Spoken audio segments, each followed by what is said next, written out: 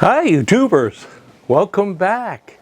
I'm Pete Carlson from Carlson Counseling, and I've been introducing my new book, Looking Upon the Heart, the 5 Dispositions.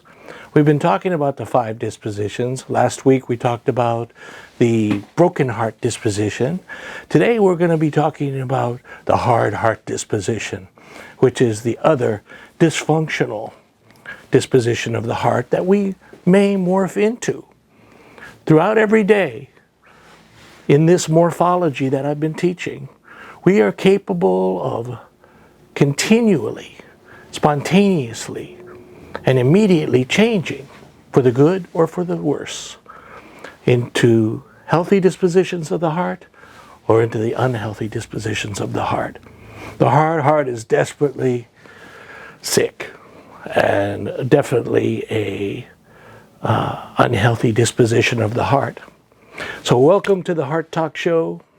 If you are new to Heart Talks, I especially want to thank you for tuning in. To bring you up to speed, we have been starting to explain the 5 dispositions of the heart that we morph into now and then throughout every day.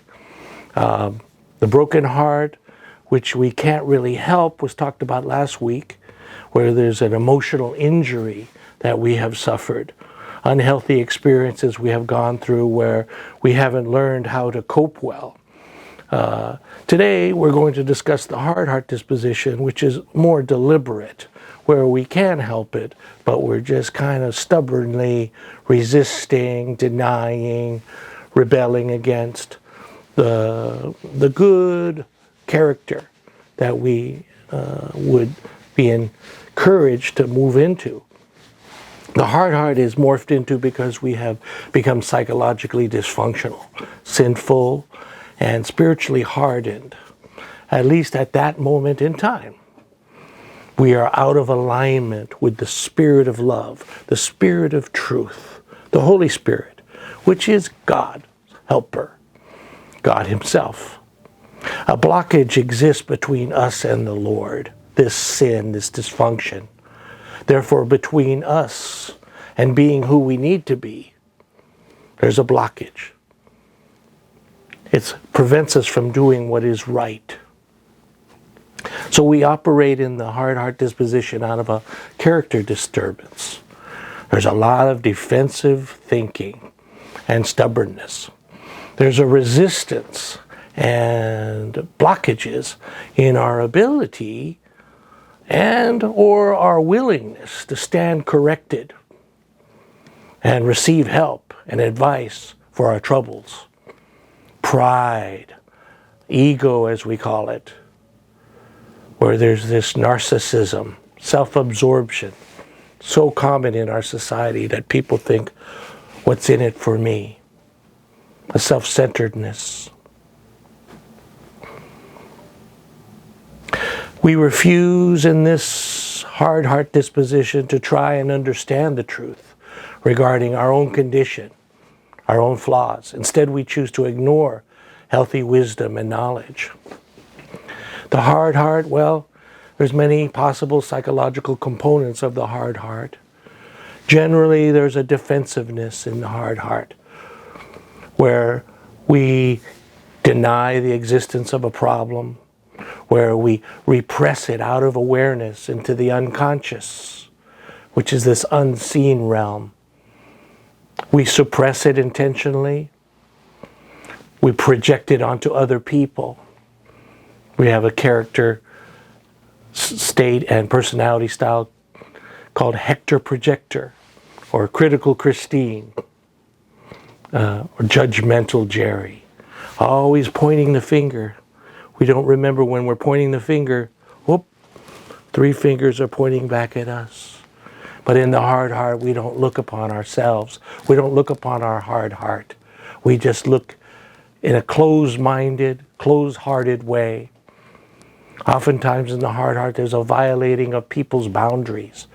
Boundaries, as you will see, is a key concept in resolving relationship problems and personal psychological problems in general, where we need to understand that we have an invisible boundary around us, and they have an invisible boundary around them, which are their feelings, their needs, the way they view things, their responsibilities, and ours.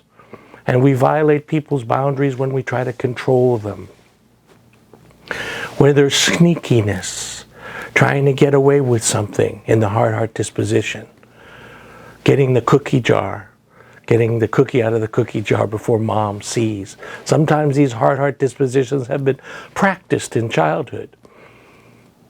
Having ulterior motives. This is as in head games, where on the surface someone says, "Are you going to wear that to the party?" And that's just a question on the social setting, on the surface.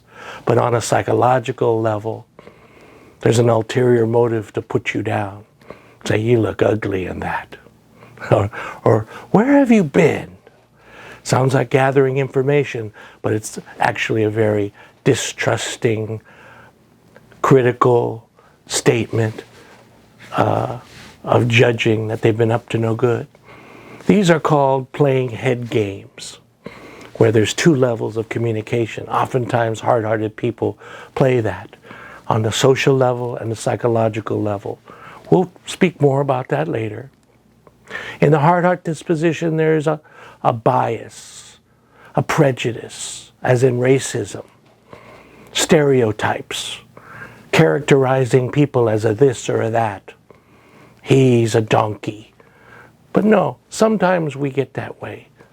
But in the hard disposition, we want to just put an edict on it and declare this place is like that. That person is like this. But this is what we're trying to get away from in this heart morphology, to realize we're all constantly fluctuating. And all of us get into hard dispositions every day as we do the broken heart. We just want to move toward the open heart, the sweet heart, and the brave heart more consistently so that we can eradicate this. Usually in hard disposition, there's buried anger. And when we hang on to anger, it turns into resentment. And we don't resolve the resentment, it turns into bitterness, which is ultimately a big component in the hardening of heart, and unforgiveness. And if you don't let go of certain emotions, they build up. Annoyances and irritations can turn into rage and hatred. It can turn into rebelliousness and lust, sexual abuse, acting out, homosexuality, gender, molestation, perversion, pornography, prostitution, alcoholism, drug and substance abuse, going wild, domestic violence, so common, where one person tries to control another person, another family member. And always, I would say 99% of the time, in the childhood there's been some dysfunctional things happening. The divorce certainly is a very tragic thing for many children, especially around 9 or 10, preteen years. Very hard to get used to at any age for a lot of people. There's been hurt by abandonment, unfaithfulness, and the anger and hardness that comes up when you cheated on me, so I'm going to cheat on you. There tends to be a tit-for-tat mentality in this hard disposition. Just a general argumentativeness, to have to win and compete, to blame the other person, just simply resist others. This is called passive aggressiveness, where you express your anger by not doing the loving, caring, sharing thing. The hard disposition causes us probably to have problems with authority figures, because we resent authority and rebel against it. There's a tendency in general for human beings in the hard disposition to control. There's a really underneath a fear of being out of control.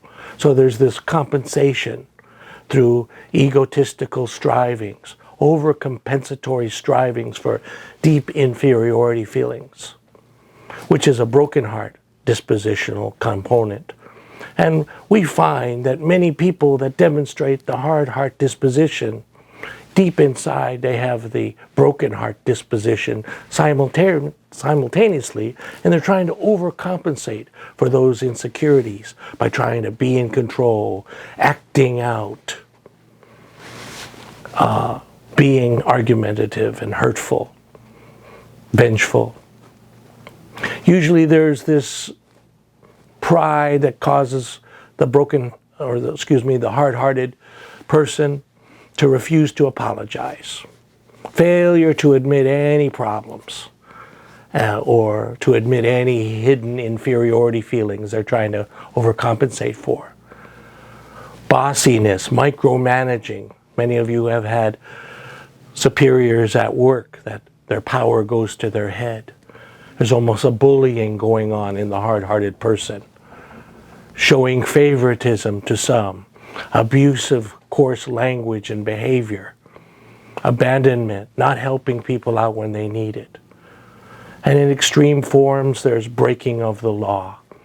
People with character problems that are narcissistic, antisocial, which means going against the social norms and rules and laws, and stealing, taking advantage of others, preying upon others. Then there's the strategic, manipulative, one character is called manipulative Manny, where he may patronize you. He may be a wolf, but he's in sheep's clothing, placating you, buttering you up for the kill. Manipulating others towards one's own gain is what the hard-hearted person can do. And also just stirring up trouble. The hard heart wants to gossip and slander and put other people down.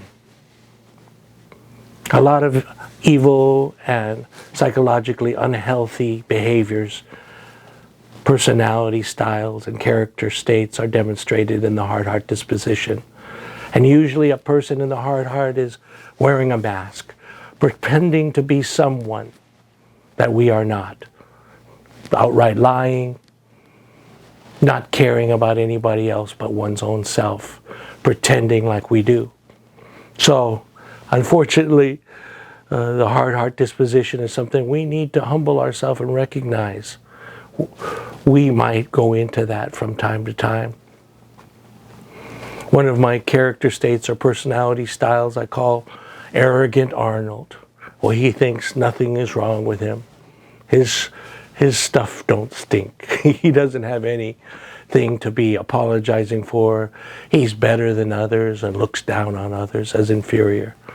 Another personality state and character style is Rebel Roy, where he would just decide that he's not going to follow the rules at all. He's going to go against the system, go against the grain, go against what mommy or daddy ask him to do, or the wife or husband, intentionally in spite of the other.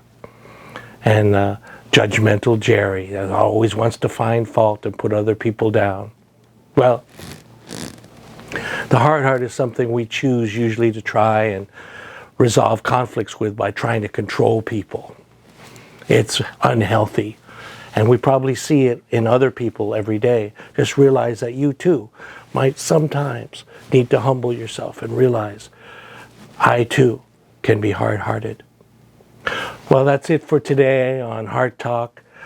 Be sure and look for my new book, Looking Upon the Heart, the 5 Dispositions, in bookshelves and ebook shelves this winter. Hope to have you tune in next time. Thank you so much for watching, and remember, man looks upon the outward appearance, but the Lord looks upon the heart. I'm Pete Carlson. Bye for now. We'll see you next time.